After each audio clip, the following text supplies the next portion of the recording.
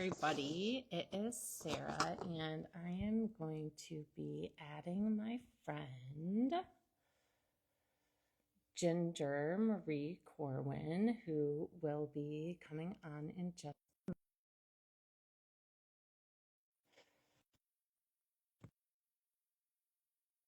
Let's see. All right, there we go. Hello, Ginger. Hi, Sarah. How are you? I'm doing good. I'm so happy to be here with you, and I love how seamlessly we just got on together. That's not I know always the it worked case. out really well. It was very, very nice. Um, well, do you mind if I introduce you? Oh, please do. All right, so this is my friend Ginger Marie Corwin. She is an Amazon best-selling author, speaker, retreat leader. She guides people to rewrite their stories, embody their truth, and rise into their worth, power, and purpose. Through soulful storytelling, yoga, meditation, and transformational retreats, she helps people cultivate deep self-love, radical self-acceptance, and happiness rooted within. She's currently writing her second book, With Love from Your Older Self, a reflective and healing guide that invites readers to share wisdom, compassion, and encouragement with their younger selves to heal in the present. Oh my goodness. That's amazing, Ginger. Very, very aligned. I'm so happy to be here today. Thank you for having me. Yeah, so tell me a little bit about you and about your book and your retreats and everything. I really love this practice, this journey that I've been on, and it's been about a decade that I've been in the health and wellness industry. And Mm-hmm. lately, I felt really inspired because I have been working for 2.5 years on my next book, With Love from Your Older Self. I feel really passionate about that because it is a lot of my story, the things that I've moved through and working to heal in my own life. And I also guide readers on how to do the same thing, how to Wow. find healing by connecting with different versions of yourself, different past, different things that really stuck with you, and Mhm. offering wisdom that you didn't have in that moment that you need now, and to nurture yourself in that way. Wow, and that work is so powerful. Going back and, bringing that love and healing those parts of yourself. Like we both know, like as you rise up, right? All those issues keep coming up and around and, you Mhm. know, until you kind of work on them. So tell me, what can people look for in your book? Or what will they see or hear in your book? They will leave with a tangible practice that they can apply to their own life of how to connect with the younger versions of themselves that felt silenced, overlooked, that didn't have the wisdom or understanding of what was happening at those periods Mhm. in their life. And they'll have a tangible exercise of how to go back to connect with that version of themselves, to offer the wisdom that they have now moving through different experiences of their life, to almost be the parent or the guide that they didn't have then. Wow, that's really powerful. So I'm sure there were things that you had to release in order to step into your own voice. What were some beliefs maybe that you had to work through with your younger self? Oh my gosh, there's probably, I think I work on, I don't know the exact number, but probably about 50 different stories or limiting beliefs or advice that I would give myself. Some Hmm. of the biggest ones that I believe are very universal are feelings of self-worth and moments within my childhood where something insignificantly small even happened that it would seem Yeah. like it wouldn't have a lasting impact, but it did. And a lot of those have to do with identity, self-worth, feeling enough, comparison, and trusting that voice within myself and allowing that to be the guide that I live my life through. Yeah. Wow. That's amazing. I love that. So how has stepping into this truth showed up and changed how you show up in your work and in your life? I'd say that it's made me more unapologetically myself.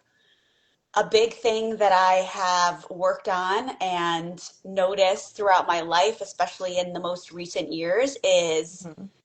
these filters or the ways that I play different roles and Mhm. try to morph myself to be what I thought other people wanted me to be or expected me to be instead of just showing up more authentically myself. I've noticed even within the last 6 months that I Mhm. feel more confident speaking up and saying what I actually think instead of responding how I think someone wants me to respond to be liked. So I feel like that is one of the biggest things is more authenticity and more groundedness to be able to share my voice in a way that feels authentic and feels like I'm being me, not someone I feel like I need to be.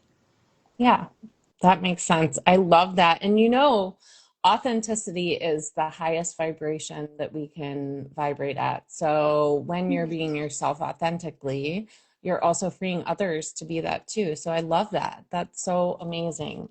Um, so can you think of a specific moment where you realized I'm not who I used to be anymore? Like maybe a time where you would have agreed with everyone else, but instead you stood up, or maybe that what you did recently with your yoga classes. I don't know. Maybe what is a time? There's two specific instances that really stand out for me recently. Mm-hmm. I went to my son's preschool prom, and it was Mm-hmm. at the library, just an event where the kids were supposed to dress up, and it was kind of like a mini prom for preschoolers. And I Mm-hmm. went and I dressed up in this like pink poofy dress. Mm-hmm. And when I walked in, I realized I was pretty much the only mom who was dressed up. Everyone else was in their sweats or jeans. Yeah. And normally I would have tried to shrink myself, maybe even stepped outside, let my husband stay there. But I felt this Yeah. sense of confidence of just be who you are. Yeah, I liked wearing a hot pink dress. No one else is dressed up, but this feels fun. This feels like joy to me, and I'm just gonna Yeah. stand in that truth instead of trying to shrink myself. That's And amazing. and yeah, it was a fun time, and I had a good time, and I didn't let that ruin the night with my son when I think maybe a couple years ago I would have felt too self-conscious to really have fun. Yeah. And that's so true when we're worried about what other people are thinking or whatever, because the problem is that the people who would be thinking those things are judging themselves. That's why they're judging you, right? They're parts that you're allowing to be perfect and allowed in you that they're not allowing in themselves. And so, we don't want those lives anyway, so we don't need to care about those opinions. So I Absolutely. love that. I feel like as women that's so hard because there's such like the girl gang mentality sometimes. So I think that's really awesome. And what a gift for your son to see you in your joy, to see you in your authenticity, to see that you don't have to do something just because somebody else does. That, you can be free to stand in that power of, I like how I look. I like dressing up. I like it. I think it's fun. And I think that's awesome. And I'm so proud of you. Thank you so much. um, so let's see, what does it mean for you now to kind of just breathe and trust the life that you're creating? Like, what does that look like for you? To just breathe and trust the life that I'm creating is Yeah. more moments of stillness, more Hmm. moments when I listen here instead of out there. That has been the most transformative. And I've been, for a majority of my life, someone who seeks external validation, who always needs the opinions of others. And I just recently had a retreat all about while becoming being a person who speaks and acts in alignment with who she is. And I Hmm. realized one of the biggest ways I don't do that is Hmm. I ask everyone else what they think. Even little things of like, what should we do for dinner?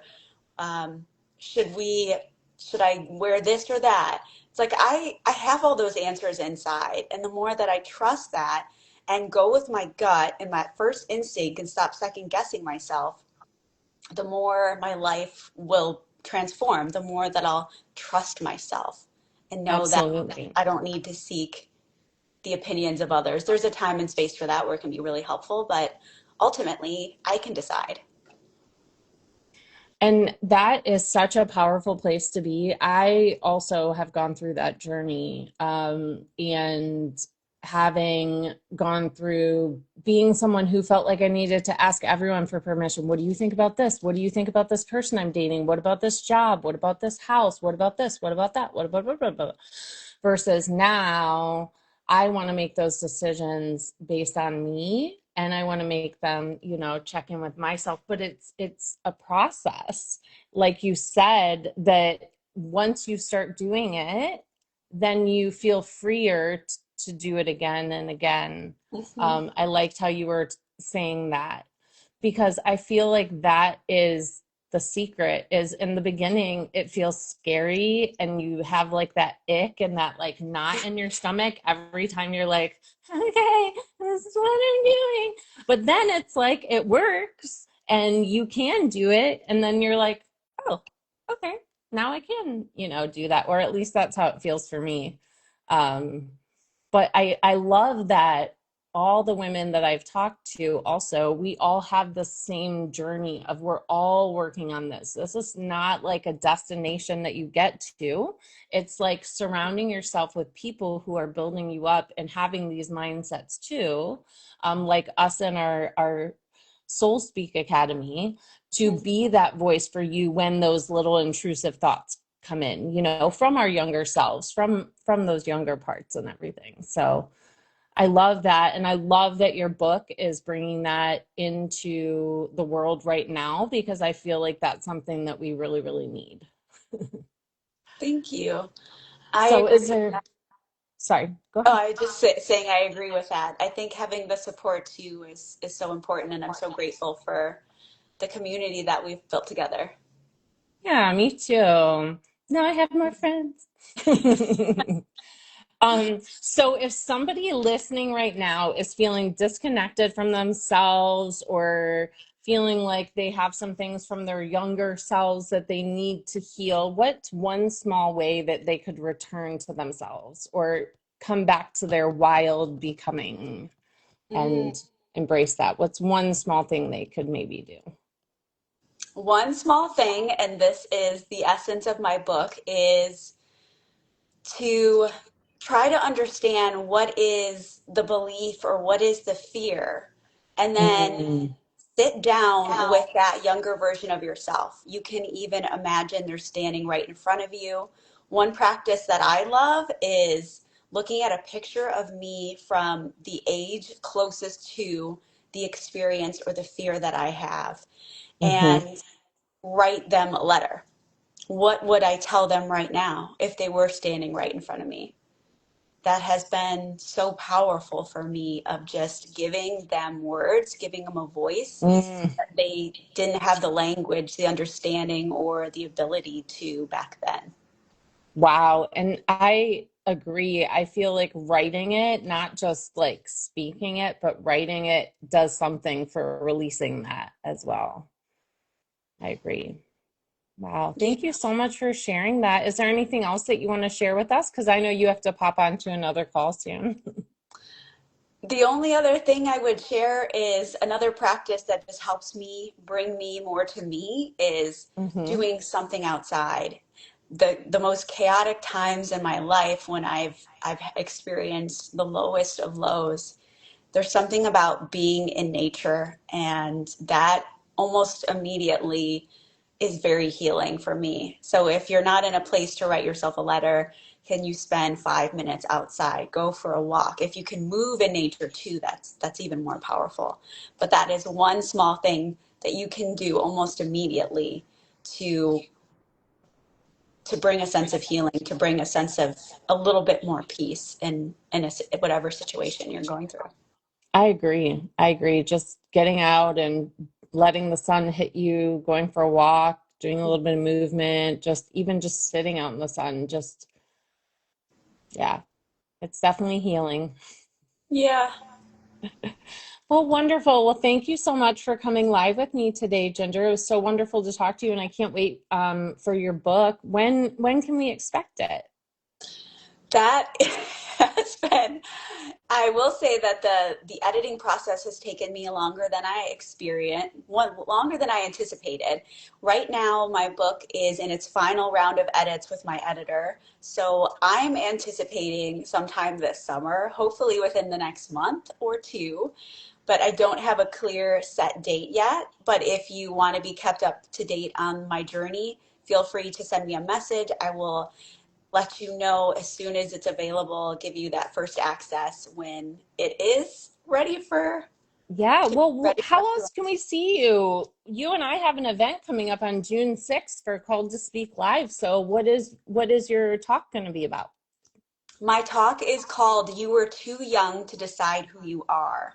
And Mm, it reflects on the principles of my book and the practice within my book, sharing some very tender and early memories I have and the beliefs that I attach to them, and then the hmm. practice that I use to help see myself, to connect with that version of myself, and to help heal and move past some of those core wounds that I've carried for the majority of my life. Wow, I can't wait for that. That's going to be really, really powerful. We're going to just be completely changed by the end of that event with all of the tools that we're going to learn. I can't wait. So awesome. Well, thank you so much again, Ginger. And make sure to follow Ginger. Ginger will pop her stuff in the comments, maybe. Oh, perfect. Yeah, I can do that. Yay! Awesome. Thank you so much, and I hope that you all have a wonderful day. Thank you so much, Sarah. I had such a Bye. great time. Nice to see Me you. too. It was good to see you too. Bye, friend. Bye.